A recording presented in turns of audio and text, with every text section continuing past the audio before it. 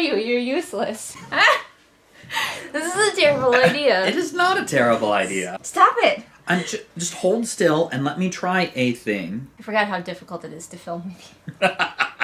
Hello, everyone, and welcome to a really weird and probably ill-fated video. We are crammed onto the same chair with Nigel. We are here to talk about Wheel of Time because it's going to be a TV show, and we are here as a big old giant fan. That's me. And a huge non-fan with really no interest in reading the books. And then someone who's kind of in the middle. Nigel. What we've been wanting to do for a little while, and what we're finally doing right now, is turning this channel into a Wheel of Time channel. No. But we are going to be looking at all of the old covers, the original US covers, as a non-fan and a fan, and basically just roasting them. That's kind of the plan. Like, I can look at them just from a purely, like, aesthetic, artistic standpoint, and then he can be like, this is why they suck if you're a fan as well. I mean, they're not as bad as the forum releases, but whew, they're pretty bad. They're bad. Now, this does come from a time period where this kind of cover was more common, where you would have a scene from the book or something on the cover of your fantasy book. Now that's not in style at all. Comment below and let us know whether you liked the old-fashioned covers. Now, I will be putting the covers up on the screen, and Adam and I will be looking at them here on my tablet. Guilty Spark. Are you ready, Adam, for the first book? Always There ready. are so many books to get through in this series. The Eye of the World. Upon this cover, we have a lady and her very short horsey, a very tall man on his tall horsey, and some guy on a brown horsey behind them. And also there's a moon. Right away, just like artistically, I don't understand, like, I'm sure it makes sense in the story, but the lady looks like a hobbit. Like, she is tiny compared to the guy next to her. And her horse looks like a pony, and maybe it is. But, like, it throws me off looking at this cover. Like, are there going to be hobbits in this? Why is she so tiny? And also, the balance is way off because brown horse guy just off to the side. Those are my thoughts, Adam. So this is obviously at near the beginning of the book while they're leaving the two rivers in Edmund's Field. But this is like, it's supposed to be Lan and Moraine at the lead, but their size proportionality is so off. Like, maybe that's the right size for Loyal on his horse and Moraine, but that is not an Ogier, and the Ogier never wears armor. So it's basically like a little child girl and a pony next to a man with a horse. I was kind of curious, like, is she a child? Because she's so teeny and delicate. Is that supposed to be in the back? I was assuming that was Rand, although... So Rand is never that close to Moraine and Lan in the pecking order as they're running along. He's always carrying up the back. It's a peasant dude in a brown tunic on a brown-red horse. You'd have to look back at the descriptions of the horses to figure out which of the three boys it is. Alright, do we have anything more to say about this cover? Otherwise, we'll go on to the next one. We might as well go on. This video will take a million years. Alright, book 2. So this chair is uncomfortable to sit on for two people, but we're trying. Well, it's uncomfortable to sit on for two people who are different heights and keep them kind of level. Kind of level, yeah. The next book is The Great Hunt, sequel to The Eye of the World. So, my first impression is, what the fuck is happening? There's a lady who seems to have escaped from a gothic romance because she looks like she's wearing her white flowing nightgown that they all wear as they run down the halls, being pursued by ghosts. There's a guy with, like, elf ears. Some guy is worshipping a trumpet for some reason. They're all really into that trumpet. And there's a goat man in the background. So, alright, Adam, can you explain to me what the fuck? Well, you're pretty much spot on with the lady. Because okay. this is Lanfear, who has literally escaped from a gothic horror of the past, and she's here, she's set things up, like she's designed this scenario to be traditionally saved by the guy in the red shirt thing. Too bad for her, he's just really into trumpets. Actually, Lanfear is more into the trumpet than Rand. Rand is just like, yes, this is a horn. But, I don't know, he seems pretty into it on the cover, look at him. I mean, it is the legendary trumpet. So, okay, the trumpet is actually part of, like, the story? Like, that's an important plot point? Yes, it is. This is the legendary Horn of Valere. well, there are many mythologies that are like indicates the end times. Christian mythology uses the trumpet to begin the end times. I think the Norse use it as the breaking of the world and the beginning of the Ragnarok. I have a question. Like, at least in the Norse one, you picture a horn, like, you know, a cool-looking thing. This guy looks like he stole this out of the brass section at his high school. Is that what it looks like in the book? It's not really described, and that is definitely not what I envisioned. Like, what's described of the horn is, like, the words that are written on it and some figures that are designed into it. Yeah, you can't write a lot of words on that thing. The artist was told horn, and they were like, cool. And I'm assuming the goat man in the background is a Trolloc? Well, in theory, but he's wearing plate-type armor and a helmet, and Trollocs don't do that. And, okay, Mr. Guy with the elf ears, who is that? That is Loyal, son of Errant, son of somebody. He's an Ogier. In reality, this cover may very well be the best of their covers. I can clearly identify everyone. The scene is somewhat obvious. No one is horribly off. Like, my biggest complaint is that I did not envision the French horn of Valere. And Rand al'Thor is supposed to be like 6'10" or something like that. Like, what? Rand is really tall. Rand is supposed to be that tall? The author, Robert Jordan, is pissed because he can only yell at artists so many times and like, no, Rand is supposed to be this proportionally this much taller than them. Freakishly tall. The next cover is The Dragon Reborn. Almost an okay cover. It's got a good central image, some guy all in white, spectral, like, fire sword above him. He's in some kind of temple. Could have done without the weird, like, barbarian dude.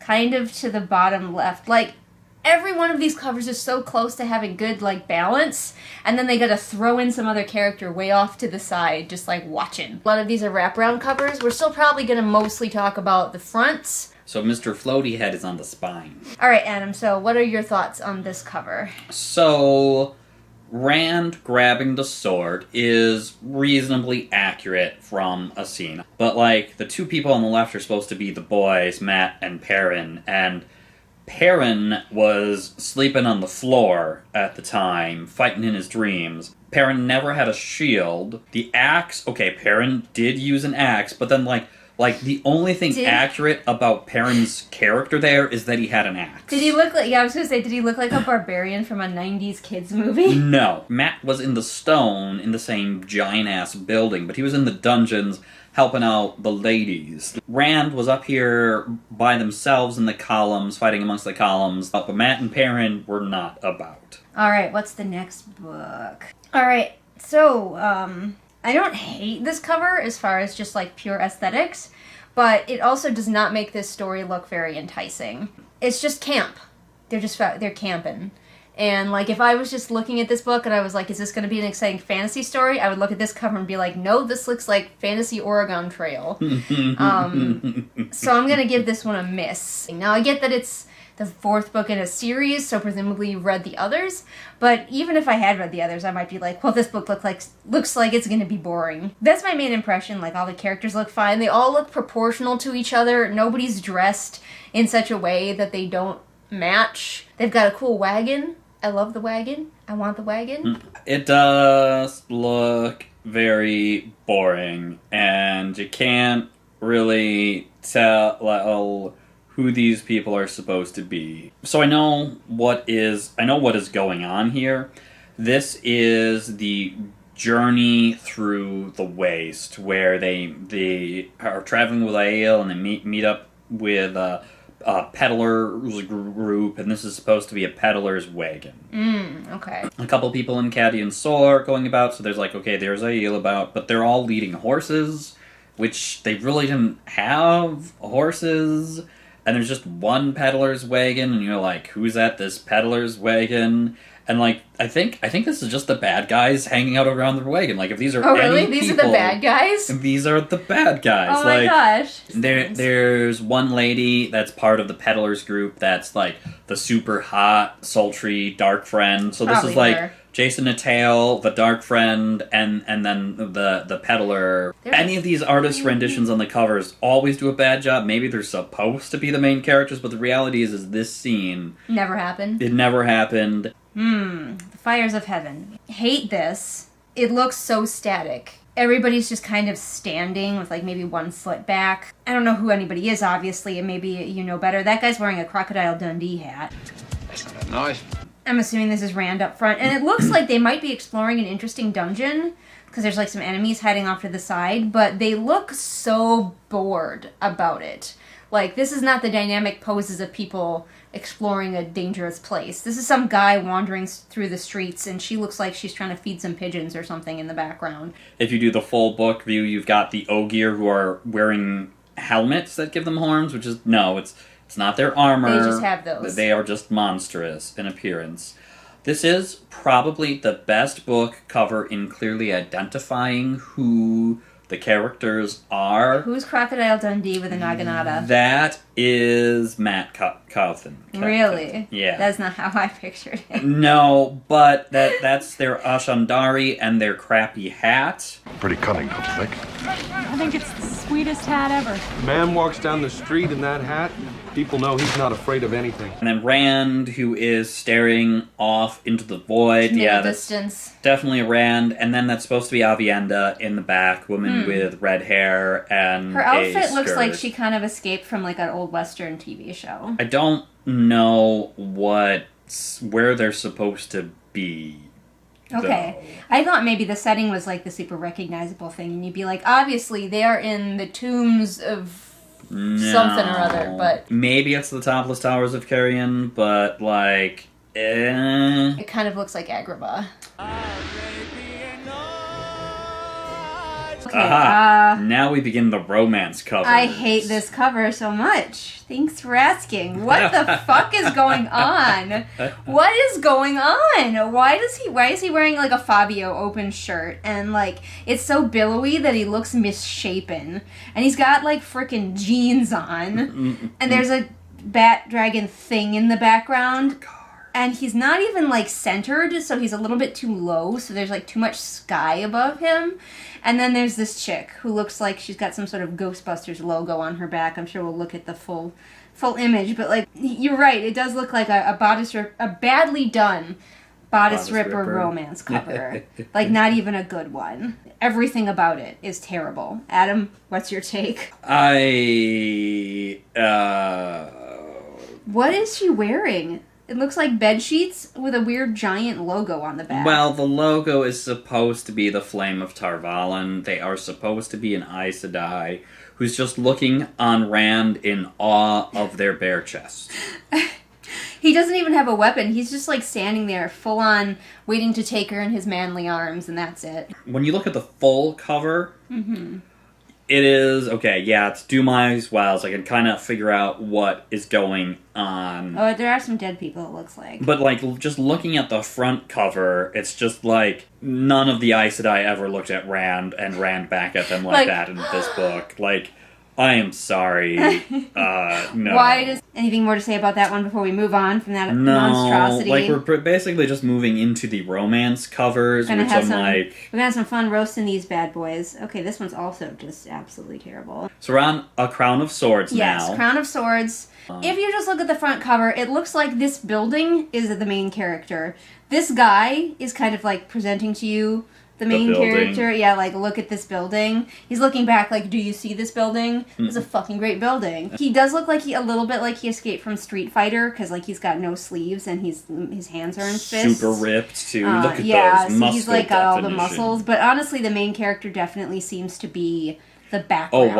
Oh wow. There's also I can't puff out my chest because we're seated. Yeah. But if you look at where his feet are, anatomy. His feet is over here, and it looks and his chest is like over here, being like, look at my muscles, like, jutting forward. You remember for a while there were some artists doing like comic books who would make the guys like so ridiculously muscular and huge chested that their chest would be out like huge, impossibly far. That's what we've got going on. Looks like there's a Skeksis in the background. I would read the book if there were Skeksis in it. What are your thoughts? Okay, so that's supposed to be probably like a raven in the background, keeping an eye on him. But again, like, this is, maybe this is Shadar Logoth? I don't know. I don't think Shadar Logoth even happens in this one, but this is where they start to flow together with me after Dumai's Wells, so... Alright, so who is that supposed to be? My best guess is that it's Rand al'Thor. If it's any of the main characters, it's Rand. The hair does start to look a little bit red. Mm-hmm. Rand is getting pretty buff by this point because he's, like, so fed up with, like, dealing with the responsibilities that he spends 2 hours sword fighting and 2 hours, like, fist fighting every day. So he becomes a jock. Now we're on to one that we have. I'll still put it on the screen for you guys, but this makes it a lot easier for us to look at. Now, I don't hate this. This is the first, well, maybe, like, the second one, where I'm like, this is not too bad. This looks like an exciting fantasy book. We've got a guy reminiscent of, like, Aragorn kind of a situation where he's leading an army. The giant yin-yang symbols on everything. See, they look very clean and modern. I understand the main theme, the overall theme of Wheel of Time is that time is a circle, and the time that we are in currently right now is the past for these people, so they would have some of our iconography. But it still looks out of place on this cover. Not a bad cover. Don't hate it. Which is the pony that he's riding? I mean, that's the pony that he's riding. Well, I know that, but, like, what is the name of the pony? I need to know. It might be Tydash Shar at this point, but I'm not sure. So, what are your thoughts on this cover as a fan? In this book, we're starting to get into Crazy Rand or like Black Rand. I don't know. I don't, like... I'm not as engaged in the Watt community, so I don't know all the stages of Rand. The stages of Rand? Yeah. This is the book where he, like, leads a small personal armed force around and does a bunch of stuff. So, I mean, it makes sense. And he's not with any other main characters at the time, so there's, like, we're getting to the point where it's like, okay, all we're doing is we're looking at Rand and a bunch of NPCs, and it's really hard to screw that up. So, like, yes... Like, it does capture it pretty well. This is how I picture Pips, by the way. This is what Pips looks like in my head. Alright, so next we have book 9, Winter's Heart. And, I mean, the title promises, the cover provides, it is winter. This thing is thick. It is a paperback. But this cover, I'm back to not liking them. This one does have a lot of ponies on it, but it's really cluttered, and I'm very confused. Like, obviously, if you look at the wraparound, they're leading this army of people or refugees, I'm not really sure. It seems like this guy in the blue cape is the main character of this book, just because he's the most centered and the farthest forward. But he's also being followed by a ninja with a shield and some spears. A lady whose face is really, like, freaking me out. Like, it's kind of a weird cat face going on. I think they made her eyes too far apart. And a dude who looks like a monk who is... I don't know how he's doing what he's doing to his horse, because the angle of the horse and the angle of his body, he looks like he's standing up in the stirrups, okay, but the way his body is angled, he would have to be, like... What if his knees is, like, on the horse? No wonder the horse looks so pissed off. Alright, that's my rant. What's yours? So it is definitely a little bit cluttered. A little bit of the last book again, where it's not too far wrong in what it presents, because it's mostly just one main character and a bunch of NPCs. So it's like, well, which NPC is it? The person that is, again, not in the center, because they can't put anything, like, the center of this cover is the horse. Yeah. That a random Aes Sedai is riding. So this is Perrin Ibarra. And they are the leader of a army / group of people / refugees. So, I mean, yeah, they got some of that across, okay to you. But then they've got, like, stature-wise, they have the whole, like, perspective sizing thing again. The only one that could be of that stature is Loyal. And Loyal never marches with Perrin in this part of the book. Loyal's off closing away gates and warning people. Some giant bald guy who's like twice as tall as everyone else standing riding a horse. up in the stirrups and doing some weird twist. And it might not be a random Aes Sedai, but at this point there's like 9 different Aes Sedai hanging out with Perrin Ibarra, so it could be any one of them. They drew some pretty cute horsies. They did do 10 well. 10 out of 10 would ride with those horsies. Next we have Crossroads of Twilight. Very dramatic title. Again, we got a lot going on.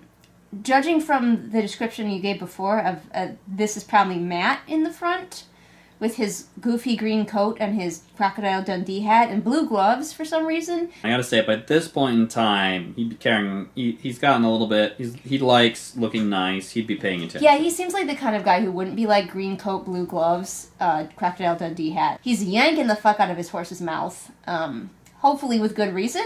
The guy behind him is not doing that, though, so I'm kind of thinking he's just, like, yanking on his horse for no reason here. Guy behind him's got a bow and arrow. Then there's a guy in the back who kind of looks like Mr. Miyagi in a purple shirt.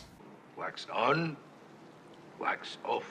Best guess who the main character is in this book. It's Matt, or his poor horse. Pips. Yeah, Pips. At least poor Pips, who's having his mouth yanked on for no reason. Like, look at him. And Pips is better trained than that. Matt's a better rider than that. They would not need to yank like that. Look at the wider picture. We've got a few more characters, like a gal in blue over there. It's not a gal. I think that's a... Oh, it's a guy? I think it's a guy. Can we zoom in a little? I don't know. Okay, so it's a guy, I think, all in blue. He's a very blue.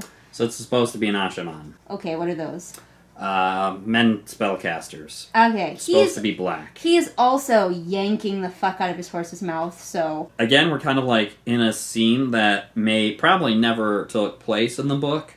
I mean, I'm pretty sure that's Tom in the back in the purple. Okay, and Tom and Matt. Mr. Miyagi back there Yeah, is Tom. we're together at the same time. If this is a scene in the book, Matt should be one with the bow, because they're like chasing down a person that's trying to escape and turn them in, and Matt shoots them, but this other dude has the bow. Maybe the lady behind Matt is Tuan. Maybe it's somebody else. I don't know. After this, that's it's a lady? all I can't even tell. question marks, and then like they should definitely not be with an Ashaman at this point. Do you think that the cover designer misunderstood? Mm-hmm. You said he's supposed to be wearing black, but he has brown skin. Do you think the cover designer misunderstood and was like, oh, he is black, I will give him brown skin, and then he wears blue? I don't know. It could be. It could be. The cover designer just got confused. This is yes. The Knife of Dreams, and it has a cover that's certain to entice every reader. Everyone will be excitedly anticipating the standing around the table scene. I mean, this might be one of the most accurate book covers. Is this though. also part of the slog? I think you're supposed to be out of the slog by now, but... The cover does not reflect that. There's an Ashaman actually wearing, like, appropriate garb, not purple. He looks like he's gonna kill Ophelia's dad behind a curtain back there. Mm-hmm. And, like, this might not be Rand. Well, he's wearing a sword, so it's obviously an Aiel-ish person with a sword, so that has to be Rand. And you finally get the height proportions correct. But he looks like he's got a little bit of a dad bod going on. Like, not somebody who's been trading his fighting. Who's Mr. I will show you this thing on the map while puffing out my chest and making a muscle? Any random NPC general Of dude course. that is with Rand. Why would you want to put the main character in the middle when you could put a random map. NPC? Dude, the map is obviously the main character. And then we got character. a conquistador in the background. Mm-hmm. I don't know what he's doing, but he looks like he's about to be like, huff, huff, huff, huff, huff. He's getting ready to betray Rand. Ah. Well, he's going to need to scoot over. Who is lady who looks shocked, possibly about his open shirt? Could be a couple different people. I don't know. Yeah. Like, it's an NPC. It's not a main character. Alright, cool. I don't know what kind of information the cover designers were given. They probably didn't read the book. They were probably just given information about what could or should be included in the cover. And they just went with it the best they could. Okay, this one, obviously this is Rand. He seems to have escaped from Monster House. You remember that old movie, Monster House? He's escaped from there, but not without losing his arm. Only his hand. Only his hand? It looks like it gets cut off like higher up on the arm in this picture. Well, you can see some of his forearm, and then that's draped. He is cursing the sky gods, probably for putting him in the monster house. Behind him is a woman who escaped again from a bodice ripper because her titties are about to fall out of her top. And also just a bunch of guys. So is there a haunted house in this one? No. Okay, what's with the house? With the giant wall? I think this is the scene. So there is a Forsaken that Rand does battle with, and like instead of using magic to protect himself because he's like really paranoid about his magic, a fireball comes at him and he just punches the fireball. Not a great plan. And that's why he doesn't have a hand anymore. I don't know who the woman is supposed to be who is with him. She's clearly a young lady, daughter of a farmer, who's going to heal his wounded soul with her love. None of the women that Rand is with when he punches a fireball is that woman there. None of them. And then the soldiers, like, I don't think they had soldiers at all for this scene. What is the house, though?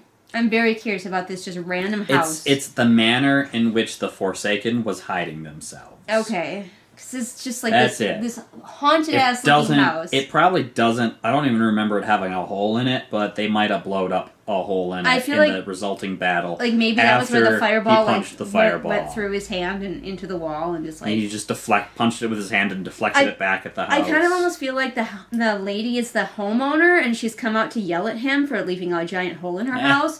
And he's like, no, because now he owes her money. We're almost done. We're almost done. Book 13. Oh my god. Butt is falling asleep officially here. We are on to book 13. Towers of Midnight. I mean, okay, I'm pretty sure this is Matt on the front, and he is dressed more reasonably than usual. But the main character is clearly this old man who is carving a triangle into this unrealistic-looking stone wall. And also there's, like, what might be Rumpelstiltskin in a blue coat, kind of off to the side. And then if you look at the full cover, there's no one else. It's just these three. So, in the wilderness. What are your thoughts, Adam? So, this isn't too bad. As somebody who's read the book, the tower is almost the main character on the cover. And you know what? That's may very well been the most exciting series of events in this book. This is one of the covers where I can kind of recognize the characters. It's mostly because there's three dudes, a tower, and Matt. Or, like, oh look, there's a tower of Genji. Okay, who's at the tower of Genji? Well, we got one dude that has an Ashendari. Okay, that's gotta be Matt. If I just look at the other characters, I can't tell who they are, really. I have to know, oh, they're at this tower with Matt. And then I can figure out that's Tom Merrill and Noel, a.k.a. Mr. Farstrider. Neither of these guys look like they could stride very far. They look like they're ready for the old folks' home. They are. They are both ready for the old folks' home. Where's my Werther's Originals? I mean, it's not the worst of their covers. I would probably say, like, definitely in the top half, maybe like the top quarter. That's not covers. saying much. This might not be the cover artist's fault. Because there are so many characters in the book by this point in time. I do appreciate that Matt has brought his reusable grocery bag. You know, it's so important for the environment. Also, this is, again, not a very dynamic cover. It doesn't make me go, oh boy, I need to read this fantasy book right now. A Memory of Light. Book 14 of The Wheel of Time. The final volume. Sequel to the New York Times #1 best-selling book, Towers of Midnight. Alright, we've got probably Rand. At this point, I'm pretty sure I can guess who it is. And he's hiding his missing arm because spoilers. And he's got a glass sword. So that's fancy. He is probably the main character, because look at him, he's in the center, and he's also wearing red, which is a very eye-catching color. Honestly, there's not a lot to this cover. For a final book in a series, I was expecting more. If you look at the full cover, there's a couple ladies in the background. I'm assuming his wives, because he, like, ends up with 2 wives. Those are not his wives. Those are not his wives. No. He just got bitches following him everywhere. I'm not sure if I completely understand the styles of this book and whether that's accurate.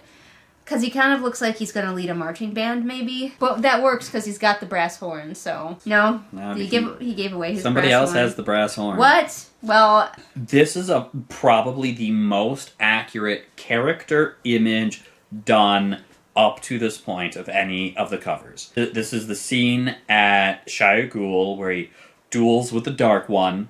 And you can see he does that with Kalendor, the Crystal Sword. He has another sword and dagger belted to him at this time, which is the dagger from Avienda, and I think also Layman's sword, the sword blade from Avienda. So, like, that's all accurate. He took that with him. You've got Moraine and Nynaeve. There we go. It's Moraine and Nynaeve, who are the women that come with him at this point. And so it's like, I can clearly identify the scene.